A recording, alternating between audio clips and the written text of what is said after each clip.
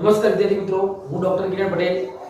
આજે આપણે પ્રકરણ નંબર 4 પુરવઠો ધોરણ 11 ની અંદર અર્થશાસ્ત્ર વિષયની અંદર આપણે વાત કરવાના છીએ। મિત્રો, આપણે ગયા વિડિયોની અંદર પુરવઠાને અસર કરતા પરિબળોની ચર્ચા કરી। આજે એક આપણે મહત્વના ટોપિક અને બહુ જ સરળ મુદ્દાની આપણે અહીંયા સમજ મેળવવાના છીએ। સંપૂર્ણ વિડિયો જોજો જેથી તમને વ્યક્તિગત પુરવઠો અને બજાર પુરવઠો બંને વચ્ચે અર્થ શું છે, એની આકૃતિ, તમામ બાબતોને આપણે સમજી શકીશું। અને જો તમે મારી YouTube ચેનલ પર નવા હોય તો સબસ્ક્રાઇબ કરજો જેથી આવા મહત્વના વિડિયો સૌપ્રથમ આપને મળે। તો અહીં આપણે વાત કરીએ છીએ વ્યક્તિગત પુરવઠો અને બજાર પુરવઠો। મિત્રો, સામાન્ય પરિભાષામાં તમે વ્યક્તિગત પુરવઠો એટલે કોઈ એક પેઢી દ્વારા, કોઈ એક ઉદ્યોગ દ્વારા, કોઈ એક કંપની દ્વારા જે વ્યક્તિગત પુરવઠો છે, કોઈ એક એકમ ચોક્કસ નિશ્ચિત છે। જ્યારે બજાર પુરવઠો છે એ આ બધા જ જે એકમો છે એનો સરવાળો છે। સિમ્પલ ભાષામાં આપણે યાદ રાખવું હોય તો ધારો કે એ પેઢી છે, બી પેઢી છે, સી પેઢી છે, આ જે બધી પેઢીઓ છે એનો જે વ્યક્તિગત જે પુરવઠો છે, એટલે કે જે પોતપોતાનો પુરવઠો છે વ્યક્તિગત છે, અને એ, બી અને સી આ ત્રણે ત્રણ પેઢીનો આપણે સરવાળો કરીએ તો આપણને બજાર પુરવઠો મળે। જેમ આપણે વ્યક્તિગત માંગ અને બજાર માંગની વાત કરી હતી તે જ પ્રમાણે અહીંયા વ્યક્તિગત પુરવઠો અને બજાર પુરવઠો છે। તો આપણે સૌપ્રથમ વ્યક્તિગત પુરવઠો કોને કહીશું અને બજાર પુરવઠો કોને કહીશું તેની સમજ મેળવીએ। ત્યાર પછી એની અનુસૂચિ અને આકૃતિ દ્વારા એની સંપૂર્ણ સમજ મેળવીશું। વ્યક્તિગત પુરવઠો એટલે કે કોઈ એક ઉત્પાદક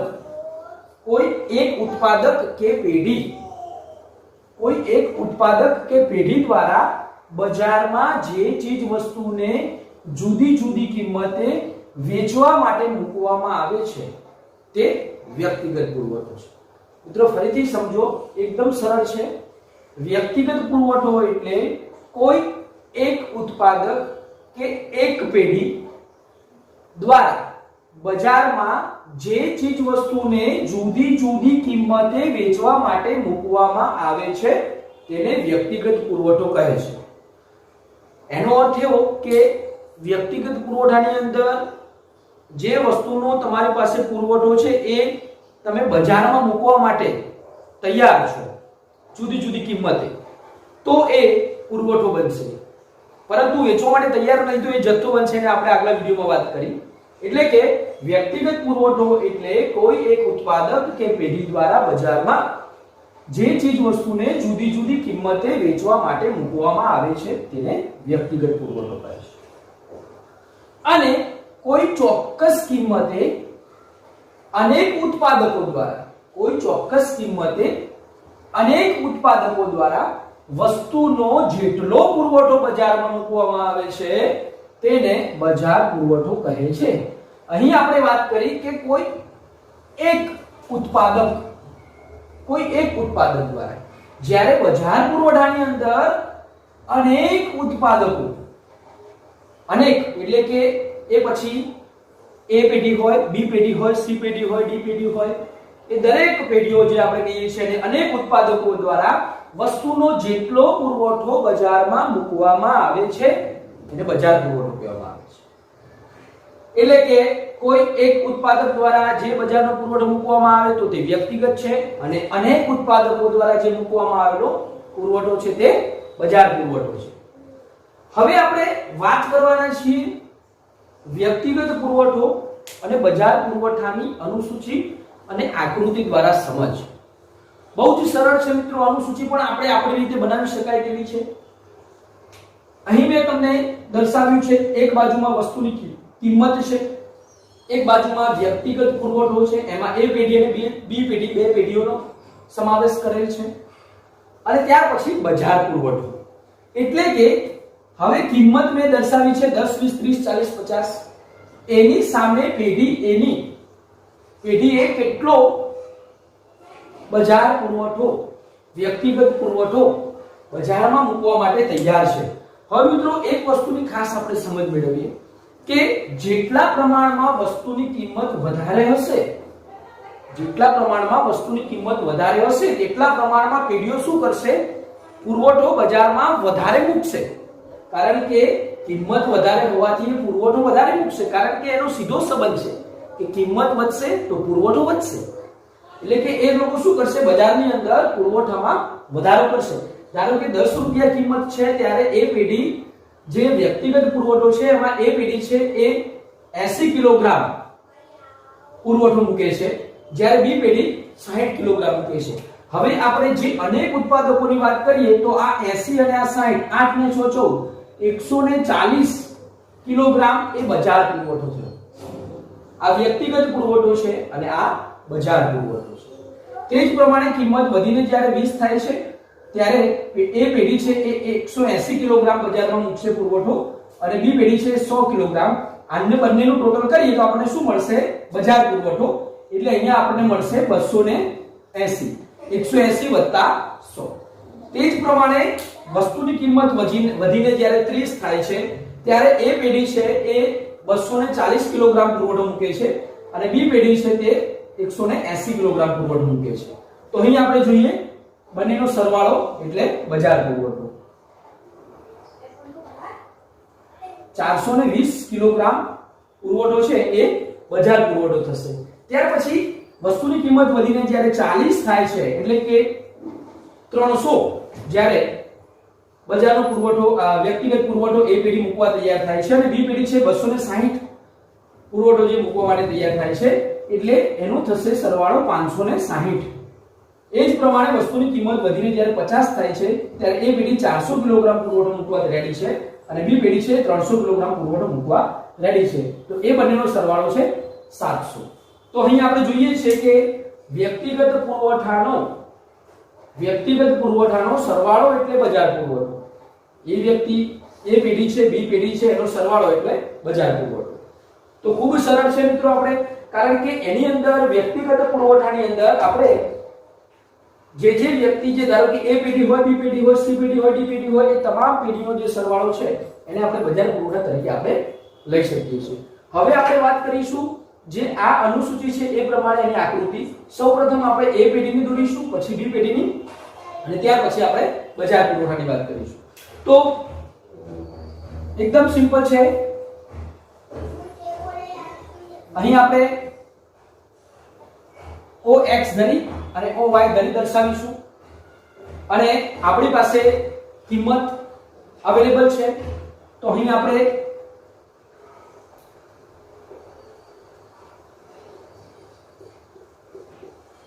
દસ 20 30 40 50 કિંમત દર્શાવીએ છીએ. એની સામે આપણી પાસે હવે એ પેઢીનો આપણે આંકડા જોઈશું તો 100 200 300 400 નો આંકડો આપણે લઈ શકાય. 100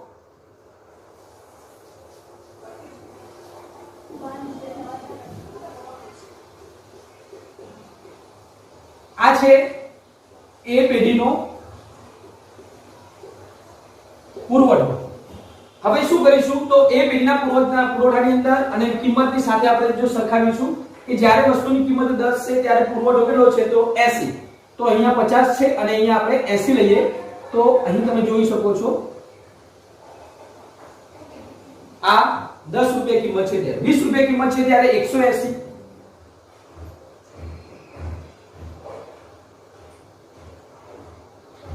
આ કિંમત દર્શાવે છે અને આ પ્રમાણે એ પેઢીનો પુરવઠો છે. જ્યારે 30 રૂપિયા છે ત્યારે 240 એટલે કે 200 અને 300 ની વચ્ચે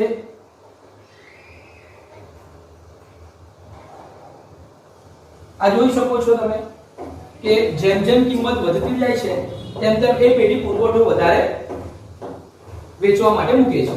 જ્યારે વસ્તુની કિંમત 40 થાય છે ત્યારે 300 થાય છે. ત્યાર પછી વસ્તુની કિંમત વધીને 50 થાય છે ત્યારે વસ્તુ જે એ પેઢી છે એ 400 મૂકે છે.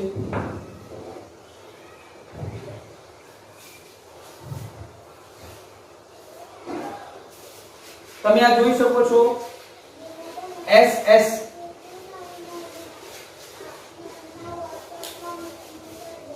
છે એ પુરવઠા રેખા છે અને A B C D E એ તેના પર દર્શાવેલા વૈકલ્પિક બિંદુ છે. તો આ રીતે આપણે સરળતાથી અનુસૂચિમાંથી આકૃતિ દોરી શકાય. તે જ પ્રમાણે હવે આપણે એ પેઢી દોરી છે એવી આપણે બી પેઢીની વાત કરીએ.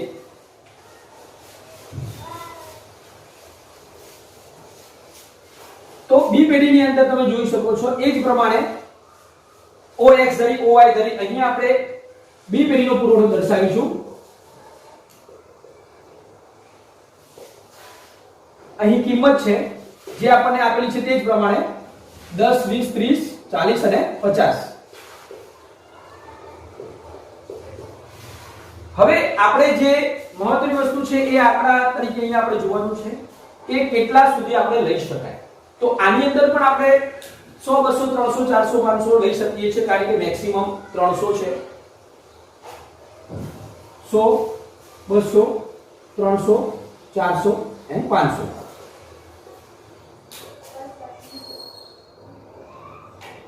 તો હવે આપણે બી પેઢીની અને વસ્તુની કિંમત અને બી પેઢી કેટલા પુરવઠો બજારમાં વેચવા માટે તૈયાર છે તેની વાત કરીએ. જ્યારે 10 રૂપિયા કિંમત છે ત્યારે 60 કિલોગ્રામ વસ્તુ વેચવા તૈયાર છે. તો અહીં આપણે 60 કિલોગ્રામ પર દર્શાવીશું. ત્યાર પછી 20 રૂપિયા કિંમત છે ત્યારે 100 પુરવઠો માટે વેચવા માટે તૈયાર છે બી પેઢી. વસ્તુની કિંમત વધીને 30 થાય છે ત્યારે 180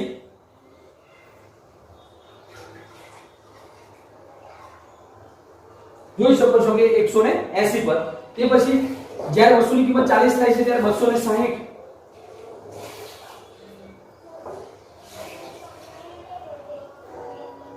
આ થઈ 260 કિલોગ્રામ. અને જ્યારે વસ્તુની કિંમત વધીને જ્યારે 50 થાય છે ત્યારે 300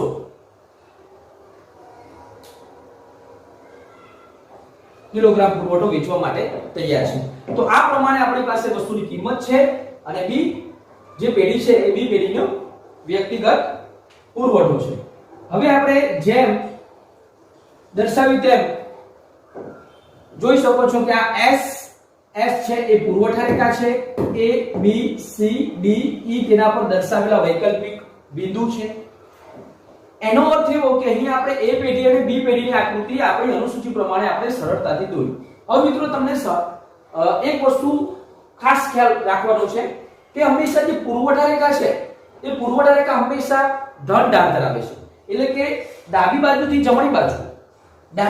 જમણી બાજુ નીચેથી ઉપર તરફ જાય છે. એટલે કે હંમેશા પુરવઠા રેખા જે છે એ ધન ઢાળ ધરાવે છે, ક્યારે પણ ઋણ ઢાળ ધરાવતું નથી. માંગ રેખાની આપણે માંગ ચક્રની વાત કરીએ, માંગ છે એ ઋણ ઢાળ ધરાવે છે ડાબી બાજુ જમણી બાજુ ઉપરથી નીચે તરફ. પરંતુ પુરવઠો રેખા જે છે એ ધન ઢાળ એટલા માટે ધરાવે છે કે વસ્તુની કિંમત અને પુરવઠા વચ્ચે સીધો સંબંધ છે. એટલે કે જો કિંમત વધે છે તો પુરવઠો વધે છે. એનો અર્થ એવો કે આ બંને વચ્ચે સીધો સંબંધ છે.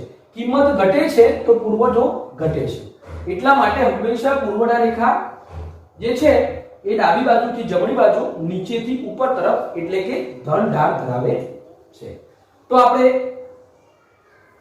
A પેઢી અને B પેઢીની આકૃતિ દોરી. હવે આપણે બંનેની સંયુક્ત એટલે કે બજાર પુરવઠો જે A પેઢી અને B પેઢીનો જે સરવાળો છે એની આપણે આકૃતિ દોરીશું. તો એ પણ એકદમ સરળ છે. તમે જોઈ શકો છો કે આપણે જે પ્રમાણે OX ધરી અને OY ધરી આપણે દર્શાવીએ છીએ. અહીંયા લખીશું આપણે બજાર પુરવઠો, અહીં લખીશું આપણે કિંમત. કિંમત તો આપણી પાસે ફિક્સ છે કે 10 20 30 40 અને 50. હવે જેટલા પ્રમાણે અહીંયા આપણને મિનિમમ અને મેક્સિમમ આંકડો તો આપણે અહીંયા 100 200 ના આધારે ગણીએ છીએ. 100 200 300 400 500 600 અને 700 કારણ કે મેક્સિમમ આંકડો આપણો 700 છે. તો અહીંયા આપણે 100 નો ગેપ લીધો છે.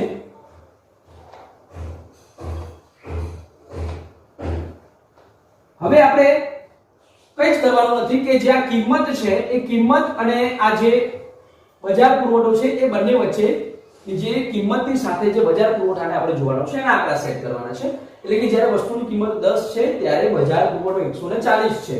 તો 100 અને 200 ની વચ્ચે જે તમે 150 લખશો અને અહીંયા 140 લઈએ તો જ્યારે 10 રૂપિયા કિંમત છે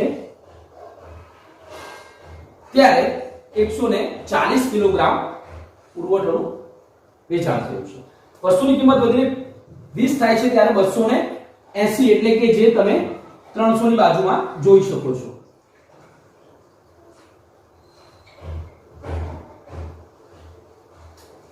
આ થઈ આપણી વસ્તુની કિંમત જ્યારે વધીને 20 થાય છે ત્યારે. વસ્તુની કિંમત વધીને જ્યારે 30 રૂપિયા થાય છે ત્યારે બજાર પુરવઠો કેટલો છે તો 420. તો અહીંયા આપણી પાસે 400 ને 500 ની વચ્ચે 450 ને અહીંયા આપણે 420 દર્શાવીએ છીએ. તો 30 રૂપિયા કિંમત છે ત્યારે 30 રૂપિયા કિંમત છે ત્યારે આપણે જે દર્શાવ્યું છે તે 420. તે જ પ્રમાણે વસ્તુની કિંમત વધીને જ્યારે 40 થાય છે ત્યારે જે બજાર પુરવઠો છે તે 560 એટલે કે 500 અને 600 ની વચ્ચે 550 અને અહીંયા આપણે 560 દર્શાવીએ છીએ. તો જ્યારે 40 રૂપિયા વસ્તુની કિંમત છે ત્યારે આ 560 અને વસ્તુની કિંમત વધીને જ્યારે 50 થાય છે ત્યારે જે બજાર પુરવઠો છે એ 700 છે. મીન્સ કે જે બજાર પુરવઠો છે એની પ્રમાણે તમે જોઈ શકો છો એની આકૃતિ કે SS પુરવઠા રેખા છે, A B C D E તેના પર દર્શાવેલા વૈકલ્પિક બિંદુ છે. આ થયું બજાર પુરવઠો. આ છે A પેઢીનો જે પુરવઠો છે તે. આ છે તે B પેઢીનો પુરવઠો. અને તમે જોઈ શકો છો આ બંનેનું સંયુક્ત એટલે કે બંનેનો સરવાળો એટલે બજાર પુરવઠો. એટલે કે જ્યારે જે પેઢી અહીંયા આપણે દર્શાવ્યું છે કે વ્યક્તિગત પુરવઠો એટલે કે કોઈ એક જ ઉત્પાદક છે અથવા તો એક પેઢી છે એ બજારમાં જે ચીજ વસ્તુને જુદી જુદી કિંમતે વેચવા માટે જે તૈયાર થાય છે એને આપણે વ્યક્તિગત પુરવઠો કહીએ છીએ. કોઈ ચોક્કસ કિંમતે અનેક ઉત્પાદકો દ્વારા એટલે કે બધા જ ઉત્પાદકો દ્વારા વસ્તુનો જેટલો પુરવઠો બજારમાં વેચવા માટે તૈયાર થાય છે એને આપણે બજાર પુરવઠો કહીએ છીએ. સરળ ભાષામાં આપણે એવું કહી શકાય કે જેટલા પ્રમાણમાં વસ્તુની કિંમત જેમ જેમ કિંમત વધતી જશે તેમ તેમ બજાર પુરવઠાની અંદર એટલે કે પુરવઠો વધશે. કારણ કે પેઢી પણ વસ્તુ બજારમાં મૂકવા માટે રેડી થશે પ્લસ કે વસ્તુની કિંમત વધવાથી ખરીદનારાઓનું પ્રમાણ ઘટવાનું છે એટલે પણ પુરવઠો વધશે. તો આ પ્રમાણે જેમ જેમ વસ્તુની કિંમત વધશે તેમ તેમ વધુ ને વધુ બજારની અંદર જે છે એ પુરવઠો વધુ જોવા મળશે અને આમ જોવા મળશે તમને ઓછું. તો અહીં આપણે વ્યક્તિગત પુરવઠો અને બજાર પુરવઠાની વાત કરી. તો ફરીથી આપણે નવા વિડિયોની અંદર ખાસ કરીને આપણે જે પુરવઠો છે એ પુરવઠાના નિયમ વિશે આપણે વાત કરીશું. તો ફરીથી મળીશું. Thank you.